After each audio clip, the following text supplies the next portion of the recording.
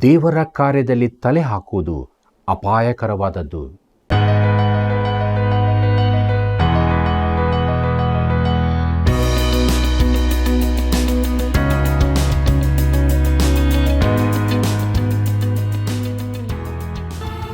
ದೈವಾನ್ವೇಷಣೆ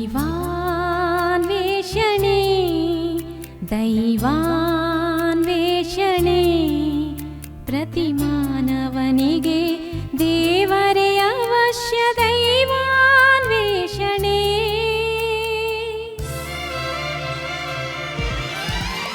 ದೈವಾನ್ವೇಷಣೆ ದೈವಾನ್ವೇಷಣೆ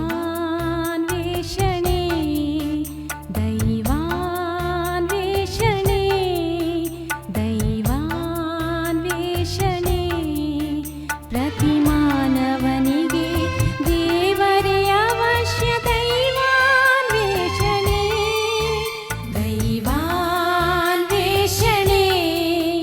ದೈವಾನ್ವೇಷಣೆ ದೈವಾನ್ವೇಷಣೆ ದೈವಾನ್ವೇಷಣೆ.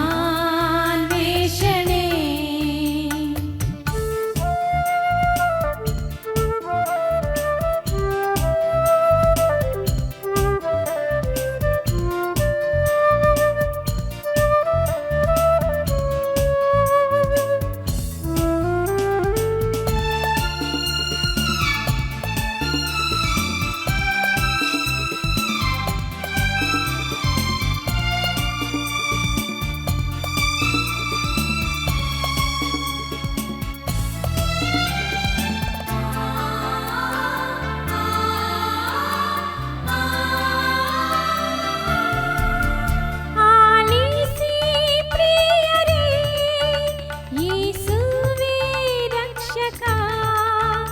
ಆಲಿಸಿ ಪ್ರಿಯರೇ, ಯೇಸುವೇ ರಕ್ಷಕ.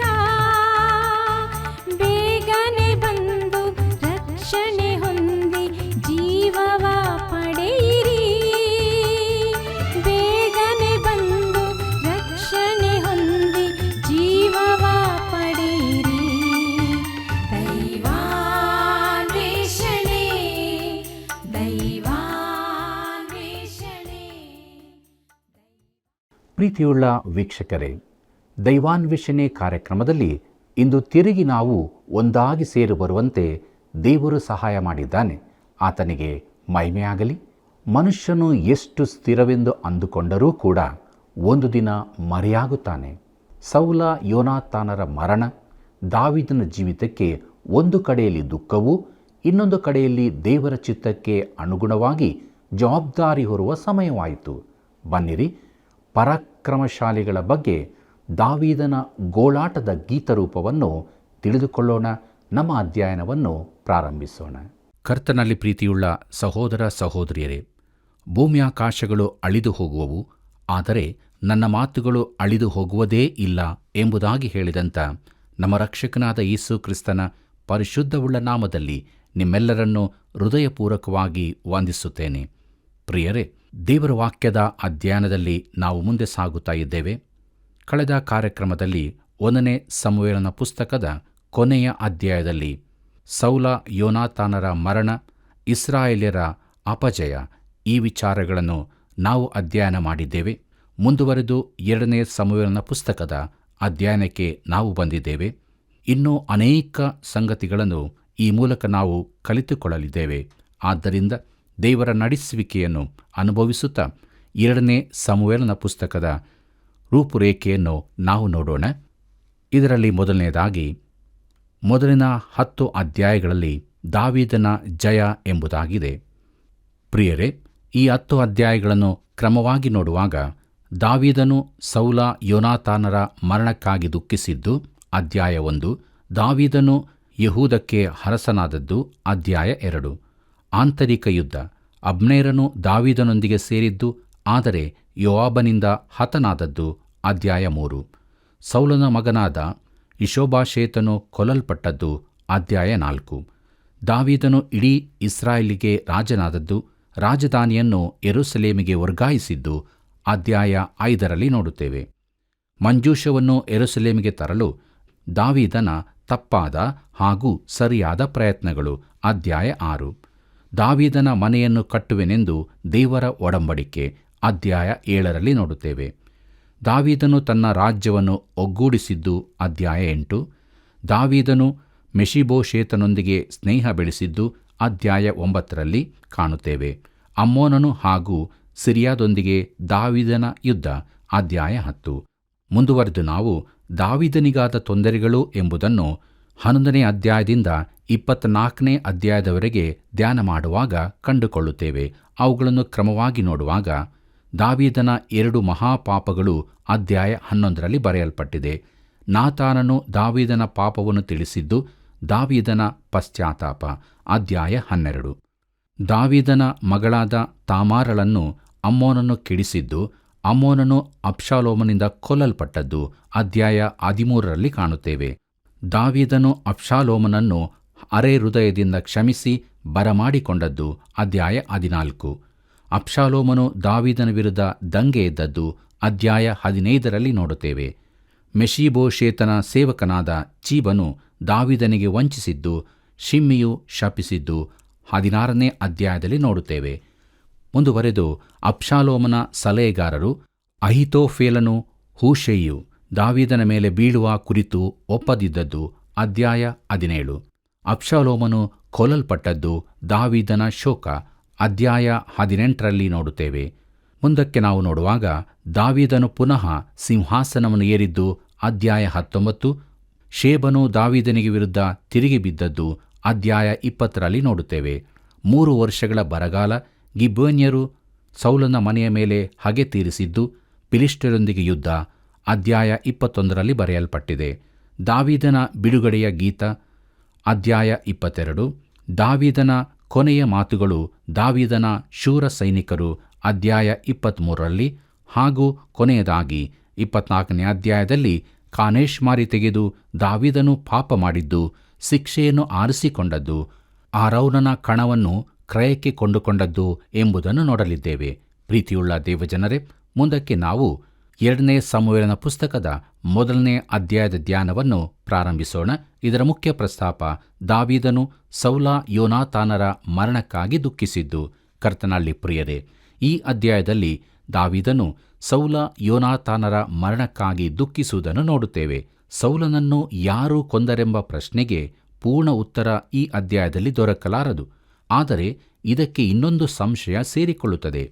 ಇಸ್ರಾಯೇಲ್ಯರ ಪಾಳೆಯದಿಂದ ಹೊರಬಂದ ಅಮಲೇಕ್ಯನಾದ ಯುವಕನೊಬ್ಬನು ದಾವೀದನಿಗೆ ಸೌಲನ ಮರಣ ವಾರ್ತೆಯನ್ನು ತಿಳಿಸಿ ಅವನನ್ನು ಕೊಂದದ್ದು ತಾನೇ ಎಂದು ಹೇಳುತ್ತಾನೆ.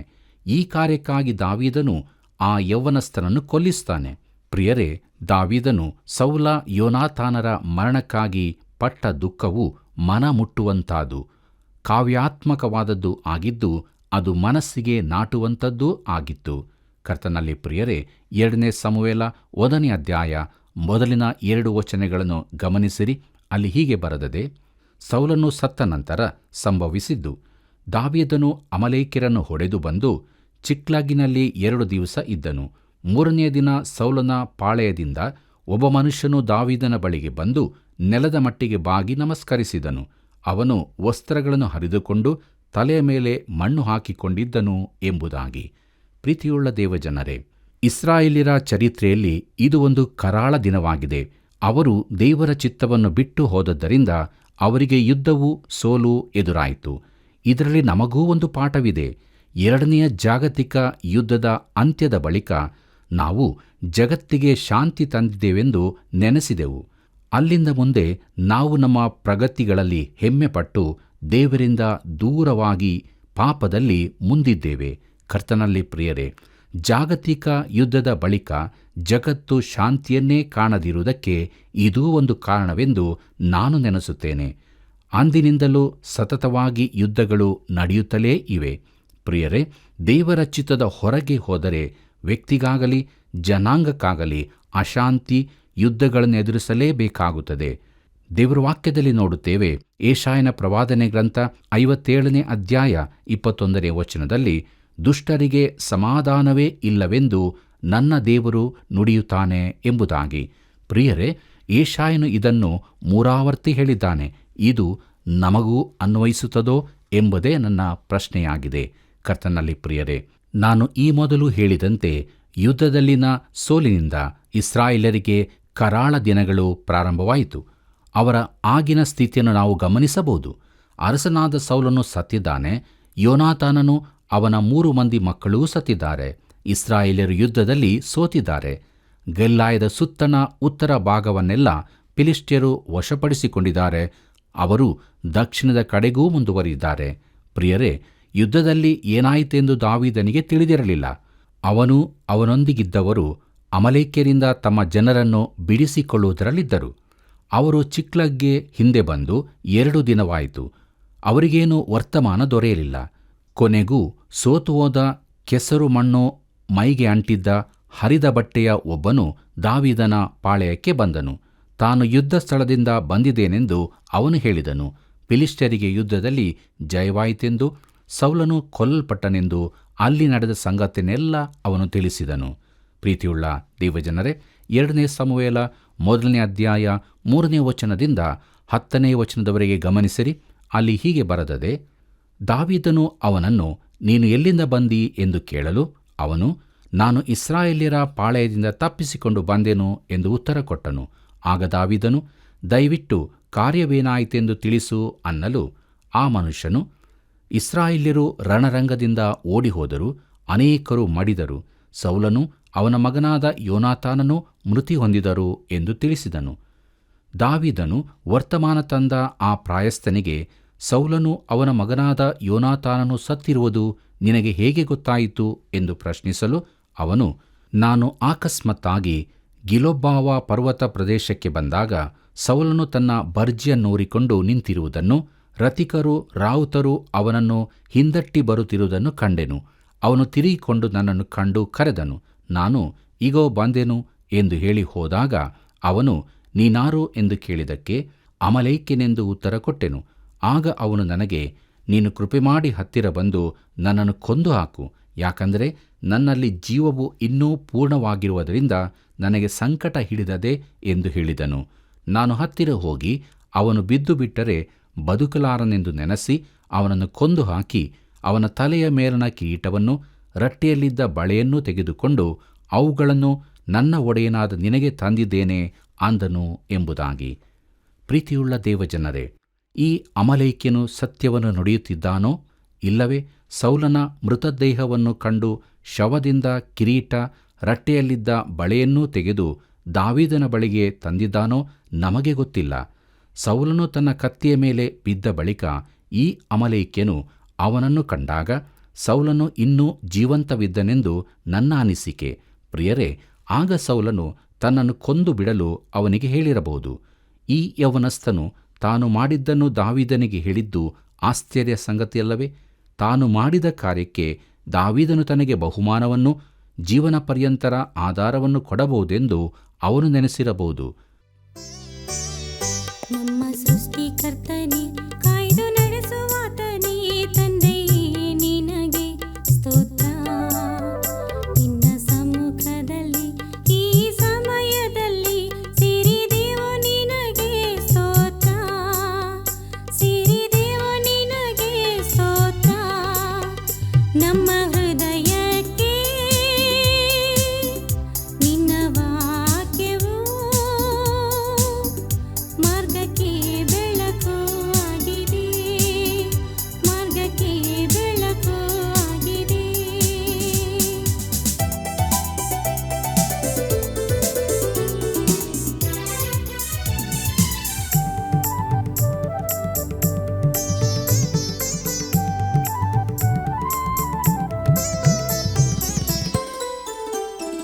ಗತಕಾಲವೆಲ್ಲ ಕರ್ತನುಪಕಾರ, ಎಷ್ಟೊಂದು ಅಧಿಕ ಅಧಿಕ.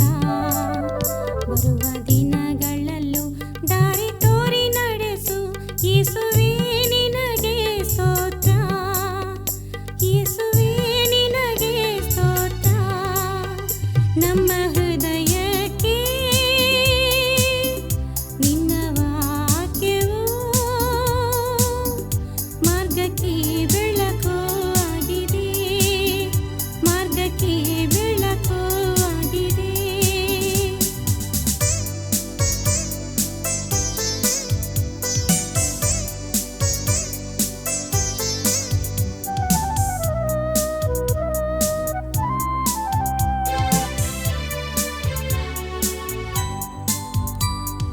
ಶುದ್ಧ ಮಾರ್ಗದೊಳ್ ನಾವು ನಡೆಯುವಂತೆ ಆತ್ಮನ ಕೃಪೆಯ ನೀಡು ನಿಜ ಪ್ರೀತಿ.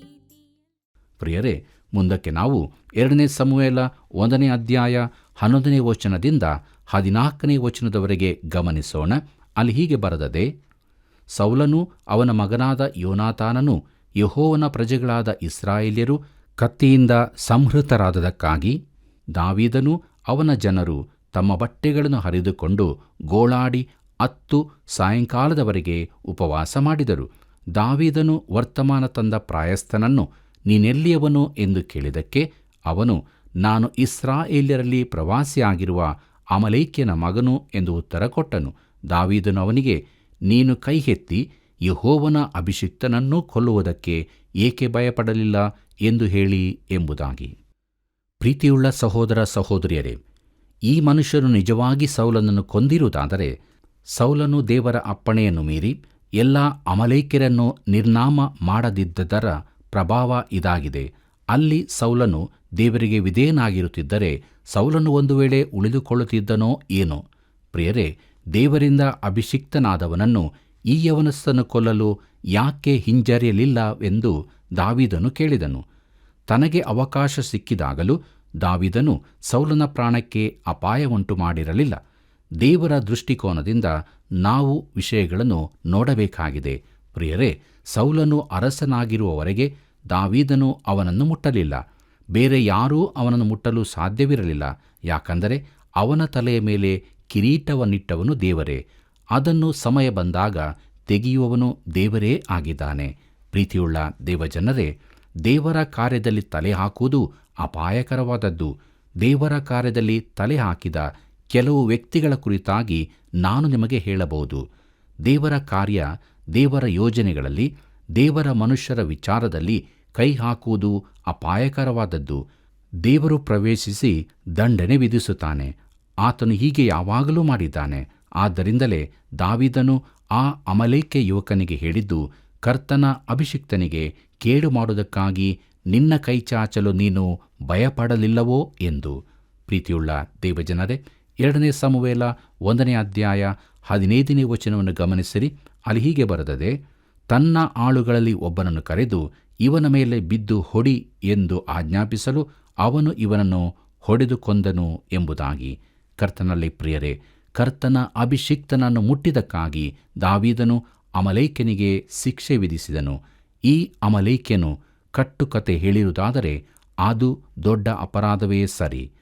2 ಸಮುವೇಲ 1 ಅಧ್ಯಾಯ 16 ವಚನ ಹೀಗೆ ಹೇಳುತ್ತದೆ: ದಾವೀದನು, ರಕ್ತಾಪರಾಧವು ನಿನ್ನ ತಲೆಯ ಮೇಲೆ ಇರಲಿ, ಯೆಹೋವನ ಅಭಿಷಿಕ್ತನನ್ನು ಕೊಂದು ಹಾಕಿದನೆಂದು ನಿನ್ನ ಬಾಯೇ ನಿನಗೆ ವಿರೋಧವಾಗಿ ಸಾಕ್ಷಿ ಹೇಳಿತು ಅಂದನು ಎಂಬುದಾಗಿ. ಪ್ರೀತಿಯುಳ್ಳ ದೇವಜನರೇ, ದಾವೀದನು ಅವನಿಗೆ, ನೀನು ನನಗೆ ಸುಳ್ಳು ಹೇಳಿದ್ದಾದರೆ ಅದರ ರಕ್ತಾಪರಾಧವು ನಿನ್ನ ಮೇಲೆ ಬರಲಿ. ನೀನು ದೇವರ ಅಭಿಷಿಕ್ತನನ್ನು ಕೊಂದೆನೆಂದು ನೀನೇ ಒಪ್ಪಿಕೊಂಡಿಯಲ್ಲ. ಪ್ರಿಯರೇ, ಆ ಯವನಸ್ಥನು ನಿಜವಾಗಿ ಸೌಲನನ್ನು ಕೊಂದಿರಬಹುದು. ದಾವೀದನು ಮಾಡಲಾಗದ ಕಾರ್ಯವನ್ನು ಅವನು ಮಾಡಿದನು. ಅದಕ್ಕಾಗಿ ದಾವೀದನು ಅವನನ್ನು ಶಿಕ್ಷಿಸಿದನು. ಮುಂದಕ್ಕೆ ನಾವು 2 ಸಮುವೇಲ 1 ಅಧ್ಯಾಯ 17 ವಚನವನ್ನು ಗಮನಿಸೋಣ. ಅಲ್ಲಿ ಹೀಗೆ ಬರೆದದೆ: ದಾವೀದನು ಸೌಲ ಯೋನಾತಾನರ ಮೇಲೆ ಒಂದು ಶೋಕಗೀತೆಯನ್ನು ರಚಿಸಿ ಎಂಬುದಾಗಿ. ಕರ್ತನಲ್ಲಿ ಪ್ರಿಯರೇ, ಸೌಲ ಯೋನಾತಾನರಿಗಾಗಿ ದಾವೀದನಲ್ಲಿದ್ದ ದುಃಖವು ಇಲ್ಲಿ ಕಂಡುಬರುತ್ತದೆ ಮತ್ತು ಅದು ಯಥಾರ್ಥವಾದದ್ದಾಗಿದೆ. ಮುಂದಕ್ಕೆ ನಾವು 2 ಸಮುವೇಲ 1 ಅಧ್ಯಾಯ 18 ವಚನವನ್ನು ಗಮನಿಸೋಣ. ಅಲ್ಲಿ ನಾವು ಹೀಗೆ ನೋಡುತ್ತೇವೆ: ಅದನ್ನು ಯೆಹೂದ್ಯರಿಗೆ ಕಲಿಸಬೇಕೆಂದು ಆಜ್ಞಾಪಿಸಿದನು. ಆ ಗೀತವು ಯಾಷಾರ್ ಗ್ರಂಥದಲ್ಲಿ ಬರೆದಿರುತ್ತದೆ ಎಂಬುದಾಗಿ. ಪ್ರೀತಿಯುಳ್ಳ ಸಹೋದರ ಸಹೋದರಿಯರೇ, ಸೌಲನು ಇಸ್ರಾಯೇಲ್ಯರಿಗೆ ಕೆಲವನ್ನು ಕಲಿಸಿದ್ದನು. ಇಸ್ರಾಯೇಲ್ಯರಲ್ಲಿ ಯುದ್ಧೋಪಕರಣಗಳಾವೂ ಇರಲಿಲ್ಲ. ಆಗ ಸೌಲನು ಅವರಿಗೆ ಬಿಲ್ಲು ಬಾಣಗಳನ್ನು ಮಾಡುವುದನ್ನೂ ಕಲಿಸಿದನು. ಬಿಲ್ಲು ಬಾಣಗಳು ಭೀಕರ ಆಯುಧಗಳಾಗಿವೆ. ನಮ್ಮ ಪೂರ್ವಜರು ಇದನ್ನು ಒಪ್ಪಿಕೊಳ್ಳುತ್ತಾರೆ. ರೆಡ್ ಇಂಡಿಯನ್ನರು ವೈರಿಗಳನ್ನೆದುರಿಸಿ ಯುದ್ಧದಲ್ಲಿ ಜಯ ಹೊಂದಲು ಈ ಬಿಲ್ಲು ಬಾಣಗಳನ್ನೇ ಉಪಯೋಗಿಸುತ್ತಿದ್ದರು ಎಂದು ತಿಳಿದು ಬಂದಿದೆ. 2 ಸಮುವೇಲ 1 ಅಧ್ಯಾಯ 19 ವಚನ ಹೀಗೆ ಹೇಳುತ್ತದೆ: ಇಸ್ರಾಯೇಲ್ಯರೇ, ನಿಮ್ಮ ವೈಭವವು ನಿಮ್ಮ ಗುಡ್ಡಗಳಲ್ಲಿ ಮಣ್ಣು ಪಾಲಾಗಿ ಹೋಯಿತು. ಅಯ್ಯೋ, ಪರಾಕ್ರಮಶಾಲಿಗಳೇ, ಹೇಗೆ ಹತರಾದಿರಿ ಎಂಬುದಾಗಿ. ಕರ್ತನಲ್ಲಿ ಪ್ರಿಯರೇ, ದಾವೀದನ ಗೋಳಾಟವು ಗೀತರೂಪದಲ್ಲಿ ಹೊರಹೊಮ್ಮಿತು. ಇಸ್ರಾಯೇಲ್ಯರ ಮಧುರ ಗೀತಕಾರನಿಗೆ ಅದು ಸ್ವಾಭಾವಿಕವಾಗಿ ಬಂತು. ಮುಂದಕ್ಕೆ ನಾವು 2 ಸಮುವೇಲ 1 ಅಧ್ಯಾಯ 20 ವಚನವನ್ನು ಗಮನಿಸೋಣ. ಅಲ್ಲಿ ಹೀಗೆ ನೋಡುತ್ತೇವೆ: ಈ ಸಂಗತಿಯನ್ನು ಗತ್ ಊರಿನಲ್ಲಿ ತಿಳಿಸಬೇಡಿರಿ, ಅಷ್ಕೆಲೋನಿನ ಬೀದಿಗಳಲ್ಲಿ ಸಾರಬೇಡಿರಿ. ಫಿಲಿಷ್ಟಿಯರ ಹೆಂಗಸರು ಸಂತೋಷಿಸಾರು, ಸುನ್ನತಿ ಇಲ್ಲದವರ ಸ್ತ್ರೀಯರು ಉಲ್ಲಾಸಿಸಾರು ಎಂಬುದಾಗಿ. ಪ್ರೀತಿಯುಳ್ಳ ಸಹೋದರ ಸಹೋದರಿಯರೇ, ಗತ್ ಎಂಬುದು ಫಿಲಿಷ್ಟಿಯರ ರಾಜಧಾನಿಯಾಗಿತ್ತು. ಅಷ್ಕೆಲೋನು ಗಾಜಾ ಪ್ರದೇಶದಲ್ಲಿದ್ದು ಫಿಲಿಷ್ಟಿಯರ 5 ಪಟ್ಟಣಗಳಲ್ಲಿ ಅದು ಒಂದಾಗಿತ್ತು. ಮುಂದಕ್ಕೆ ನಾವು 2 ಸಮುವೇಲ 1 ಅಧ್ಯಾಯ 21 ಮತ್ತು 22 ವಚನವನ್ನು ಗಮನಿಸೋಣ. ಅಲ್ಲಿ ಹೀಗೆ ನೋಡುತ್ತೇವೆ: ಗಿಲೊಬ್ಬಾವ ಗುಡ್ಡಗಳೇ, ನಿಮ್ಮ ಮೇಲೆ ಮಂಜು ಮಳೆಯು ನೈವೇದ್ಯಕ್ಕಾಗಿ ಫಲಿಸುವ ಹೊಲಗಳು ಇಲ್ಲದೆ ಹೋಗಲಿ. ಅಲ್ಲಿ ಪರಾಕ್ರಮಶಾಲಿಗಳ ಗುರಾಣಿಗಳು ಬಿದ್ದಿರುತ್ತವೆ. ಸೌಲನ ಗುರಾಣಿಯು ಅಭಿಷಿಕ್ತನಲ್ಲದವನ ಗುರಾಣಿಯಂತೆ ಬಿದ್ದಿದೆ. ಯೋನಾತಾನನ ಬಿಲ್ಲು ಹತರಾದವರ ರಕ್ತವನ್ನು ಹೀರದೆಯೂ ಪರಾಕ್ರಮಶಾಲಿಗಳ ಕೊಬ್ಬನ್ನು ಭುಜಿಸದೆಯೂ ಬರುತ್ತಿರಲಿಲ್ಲ. ಸೌಲನ ಕತ್ತಿಯು ವ್ಯರ್ಥವಾಗಿ ಹಿಂದಿರುಗುತ್ತಿರಲಿಲ್ಲ ಎಂಬುದಾಗಿ. ಕರ್ತನಲ್ಲಿ ಪ್ರಿಯರೇ, ಸೌಲನಾಗಲಿ ಯೋನಾತಾನನಿಗಾಗಲಿ ಹೇಡಿಗಳೆಂದು ಯಾರೂ ಹೇಳಲಿಕ್ಕಿಲ್ಲ. ಅವರ ಜೀವಿತ ಪರಾಕ್ರಮದಿಂದ ಕೂಡಿದಂಥ ಜೀವಿತವಾಗಿತ್ತು. 2 ಸಮುವೇಲ 1 ಅಧ್ಯಾಯ 23 ಮತ್ತು 24 ವಚನವನ್ನು ಗಮನಿಸಿರಿ. ಅಲ್ಲಿ ಹೀಗೆ ಬರೆದದೆ: ಸೌಲ ಯೋನಾತಾನರು ಪ್ರಿಯರೂ ಮನೋಹರರೂ ಆಗಿದ್ದರು. ಅವರು ಜೀವಿಸುವಾಗಲೂ ಸಾಯುವಾಗಲೂ ಅಗಲಿದವರಲ್ಲ. ಅವರು ಹದ್ದುಗಳಿಗಿಂತಲೂ ವೇಗವುಳ್ಳವರು, ಸಿಂಹಗಳಿಗಿಂತಲೂ ಬಲವುಳ್ಳವರು. ಇಸ್ರಾಯೇಲ್ ಸ್ತ್ರೀಯರೇ, ಸೌಲನಿಗಾಗಿ ಗೋಳಾಡಿರಿ. ನಿಮಗೆ ಉಲ್ಲಾಸಕರವಾದ ರಕ್ತಾಂಬರಗಳನ್ನು ಉಡಿಸಿ ಅವುಗಳ ಮೇಲೆ ಸುವರ್ಣಾಭರಣಗಳನ್ನು ತೊಡಿಸಿದವನು ಆತನೇ ಅಲ್ಲವೋ ಎಂಬುದಾಗಿ. ಕರ್ತನಲ್ಲಿ ಪ್ರೀತಿಯುಳ್ಳ ದೇವಜನರೇ, ಸೌಲನು ದೇಶಕ್ಕೆ ಸಮೃದ್ಧಿಯನ್ನು ಒದಗಿಸಿದ್ದನು ಎಂಬುದಾಗಿ ನೋಡುತ್ತೇವೆ. 2 ಸಮುವೇಲ 1 ಅಧ್ಯಾಯ 25 ವಚನ ಹೀಗೆ ಹೇಳುತ್ತದೆ: ಅಯ್ಯೋ ಪರಾಕ್ರಮಶಾಲಿಗಳೇ, ಯುದ್ಧದಲ್ಲಿ ಹೇಗೆ ಮಡಿದು ಹೋದಿರಿ ಎಂಬುದಾಗಿ. ಕರ್ತನಲ್ಲಿ ಪ್ರಿಯರೇ, ದಾವೀದನು ಹೇಳುತ್ತಾನೆ: ಯೋನಾತಾನನು ನಿಮ್ಮ ಬೆಟ್ಟಗಳಲ್ಲಿ ಹತನಾಗಿ ಬಿದ್ದಿದ್ದಾನಲ್ಲ ಎಂಬುದಾಗಿ. ದಾವೀದನು ಯೋನಾತಾನನು ಪ್ರಾಣ ಸ್ನೇಹಿತರಾಗಿದ್ದರು. ಅವರು ಒಬ್ಬರನ್ನೊಬ್ಬರು ಅತಿಯಾಗಿ ಪ್ರೀತಿಸುತ್ತಿದ್ದರು. 2 ಸಮುವೇಲ 1 ಅಧ್ಯಾಯ 26 ವಚನಕ್ಕೆ ಬರೋಣ. ಅಲ್ಲಿ ಹೀಗೆ ನೋಡುತ್ತೇವೆ: ಯೋನಾತಾನನೇ, ನನ್ನ ಸಹೋದರನೇ, ನಿನಗೋಸ್ಕರ ನನ್ನಲ್ಲಿ ಬಹು ಸಂಕಟ ಉಂಟಾಗಿದೆ. ನೀನು ನನಗೆ ಬಹು ಮನೋಹರನಾಗಿದ್ದಿ. ನನ್ನ ಮೇಲಿದ್ದ ನಿನ್ನ ಪ್ರೀತಿಯು ಆಶ್ಚರ್ಯಕರವಾದದ್ದೇ ಸರಿ. ಅದು ಸತೀ ಪ್ರೇಮಕ್ಕಿಂತಲೂ ಶ್ರೇಷ್ಠವಾದದ್ದು ಎಂಬುದಾಗಿ. ಕರ್ತನಲ್ಲಿ ಪ್ರೀತಿಯುಳ್ಳ ದೇವಜನರೇ, ದಾವೀದನು ಸತೀ ಪ್ರೇಮಕ್ಕಿಂತ ಶ್ರೇಷ್ಠವಾದದ್ದು ಎಂದು ಹೇಳುತ್ತಾನೆ. ಅವನು ಯೋನಾತಾನನ ಸಹೋದರಿಯನ್ನು ವಿವಾಹವಾಗಿದ್ದನು. ಮುಂದಕ್ಕೆ ಆಕೆ ದಾವೀದನನ್ನು ವಂಚಿಸಿದಳು. ಅವನು ವೀರನಾಗಿರುವಾಗ ಮೀಕಳಲು ಅವನ ಕಾರ್ಯಕ್ಕೆ ಮಾರು ಹೋಗಿ ಅವನನ್ನು ಪ್ರೀತಿಸಿರಬೇಕು. ಆದರೆ ಆಕೆ ಅವನನ್ನು ಅಸಹ್ಯಪಡುವ ದಿವಸವೂ ಬಂದಿತ್ತು. ಕರ್ತನಲ್ಲಿ ಪ್ರಿಯರೇ, ಪ್ರೇಮ ಪ್ರಸಂಗಗಳಲ್ಲಿ ದಾವೀದನು ಹೆಚ್ಚು ಯಶಸ್ವಿಯಾಗಿರಲಿಲ್ಲ. ಬತ್ಷೆಬಳೊಂದಿಗಿನ ಸಂಬಂಧವು ದಾವೀದನ ಪಾಪದ ಫಲವೇ ಆಗಿದ್ದು, ದೇವರು ಅದಕ್ಕಾಗಿ ಅವನನ್ನು ಶಿಕ್ಷಿಸಿದರೂ ದಾವೀದನಿಗೆ ಸ್ತ್ರೀಯರೊಂದಿಗೆ ಸಮಸ್ಯೆಯಿತ್ತು. ಆದರೆ ಯೋನಾತಾನನ ಕುರಿತು ಹೇಳುವಾಗ ಅವನ ಮರಣದ ತನಕವೂ ತನಗೆ ನಂಬಿಗಸ್ತನಾಗಿದ್ದವನೆಂದು ದಾವೀದನು ಹೇಳುತ್ತಾನೆ. ದಾವೀದನೊಂದಿಗಿದ್ದ ಅವನ ಹಿಂಬಾಲಕರೂ ಕೂಡ ಎಲ್ಲ ಸಮಯದಲ್ಲೂ ಅವನಿಗೆ ನಂಬಿಗಸ್ತರಾಗಿದ್ದರೆಂಬುದು ಗಮನಾರ್ಹ ಸಂಗತಿಯಾಗಿದೆ. ಅವನ ಸಂಪರ್ಕಕ್ಕೆ ಬಂದವರು ಅವನಿಗೆ ಜೀವಮಾನ ಪರ್ಯಂತರ ನಿಷ್ಠೆಯಿಂದಿರುವ ಹಾಗೆ ಒಂದು ರೀತಿಯ ಆಕರ್ಷಣೆ ಅವನಲ್ಲಿತ್ತು. ಅವನು ಅಂಥ ವ್ಯಕ್ತಿಯಾಗಿದ್ದನು.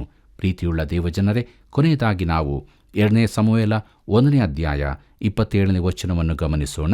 ಅಲ್ಲಿ ನಾವು ಹೀಗೆ ನೋಡುತ್ತೇವೆ: ಅಯ್ಯೋ ಪರಾಕ್ರಮಶಾಲಿಗಳು ಹೇಗೆ ಹತರಾದರು, ಯುದ್ಧಾಯುಧಗಳು ಹೇಗೆ ಹಾಳಾದವು ಎಂಬುದಾಗಿ. ಪ್ರೀತಿಯುಳ್ಳ ದೇವಜನರೇ, ಇದು ಯೋನಾತಾನನಿಗೆ ಸಲ್ಲಿಸಲ್ಪಟ್ಟ ಯೋಗ್ಯ ಗೌರವವಾಗಿದೆ. ಸೌಲ ಯೋನಾತಾನರ ವಿಷಯದಲ್ಲಿ ದಾವೀದನ ದುಃಖವು ಮನಮುಟ್ಟುವಂಥದ್ದಾಗಿದೆ. ಇದು ದೇವರ ವಾಕ್ಯದಲ್ಲಿನ ಅತಿ ವಿಶೇಷವಾದ ಶೋಕಗೀತೆಯಾಗಿದೆ.